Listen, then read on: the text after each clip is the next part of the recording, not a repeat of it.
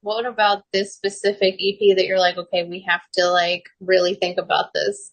I think, like I said, I think it was just being tired of what was done. I was afraid of turning out another painting. Which again, I mean, the paintings on our first few records were done by Adam Burke, who's an absolutely phenomenal artist. So it's certainly Mhm. not any swipe at the work. It was just me sort of growing this sort of metal fatigue. I mean, after all the touring and looking through all like metal records because there's some of my favorite stuff, I just kind of was like, I'm seeing a lot of the same like a lot of these things were born from the same concept, I felt like. So normally Yeah. we don't usually take that long. Usually Matt Farmer comes up with an image, we would give it to an artist and say, hey, we kind of want it to roughly look like this and let them go, and we usually trust them, and that's that.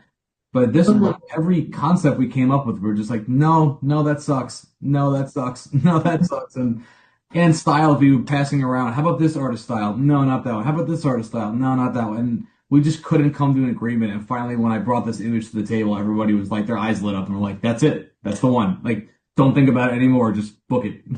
So, yeah. Sometimes it just doesn't work easy. So I'm sure after everyone listens to this EP, the question has to be, is this a standalone project or is it going to lead into a full release album?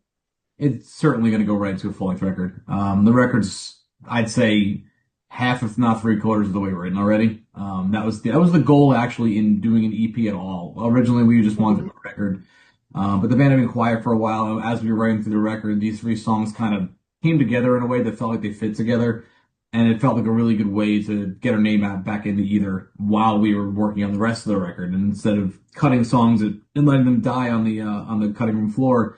It Right. felt like a good way to let them have their own life.